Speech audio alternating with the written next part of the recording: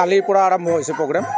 আমি শুক্লা পুথিমাৰী মধ্য আঞ্চলিক সাৰ্বজনীন ভাগৱত পাঠ সমিতিৰ দ্বাৰা আমি এই অঞ্চলৰ প্ৰায় 6খনমান গাঁও লগ লাগি আমি এটি মহান ভাগৱত অনুষ্ঠানৰ আমি আয়োজন কৰোঁ।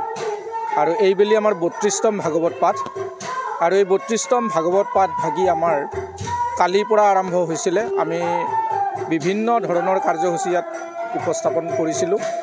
আমি প্ৰথম আমাৰ ধৰ্মীয় পতাকা উত্তোলন কালি কাৰ্যসূচী আৰম্ভ হৈছে।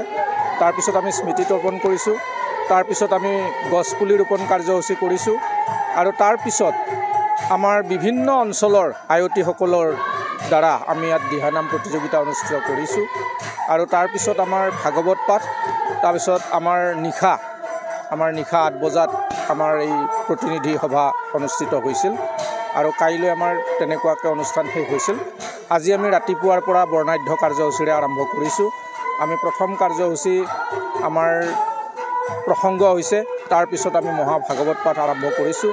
আৰু এই পাঠ ভাগি আমাৰ সুদূৰ বকলছয়গাঁৱৰ পৰা আমি পাঠক এজন মাতি আনিছিলোঁ, শ্ৰদ্ধাৰ পাঠক, তেখেত মদন চন্দ্ৰ কলিতাদেৱ আছিল। আৰু তেখেতে সুন্দৰভাৱে আমাৰ ইয়াত প্ৰায় 3-4 হাজাৰ মানুহৰ মানে আগত ধুনীয়াকৈ ভাগৱত পাঠ তেখেতসকলে পৰিৱেশন কৰিছে। তাৰপিছত আমি ভাগৱত পাঠ শেষ হোৱাৰ পিছত আমি গধূলি আমি 8 বজাৰ পৰা আমি নাগাৰা নাম পৰিৱেশন কৰাইছোঁ। দুটি ছোৱালী নাগাৰা নাম দল, এতিয়া আমাৰ নলবাৰীৰ ভনিতা বৈশ্য দাস আৰু আনটি গুৱাহাটী নুনমাটিৰ নিশামণি হালৈ। বৰ্তমান আপোনালোকে দেখিছে নাগাৰা নাম আমাৰ চলি আছে আৰু এই নাগাৰা নাম আমাৰ শেষ কাৰ্যসূচী। নাগাৰা নাম শেষ হোৱাৰ পিছত আমাৰ অনুষ্ঠানভাগি শেষ হ'ব আৰু এই অঞ্চলৰ সমূহ ৰাইজে মিলি, আমাৰ ইয়াত জাতি ধৰ্ম নিৰ্বিশেষে কোনো কথা নাই, আমি সাৰ্বজনীনভাৱে এই পাঠভাগি আমি উদযাপন কৰি আহিছোঁ। আমাৰ বৰ্তমান 32 বছৰ এই পাঠভাগি সুন্দৰভাৱে আমাৰ এই অঞ্চলৰ জাতি ধৰ্ম নিৰ্বিশেষে আমি পালন কৰি আহিছোঁ। ধন্যবাদ।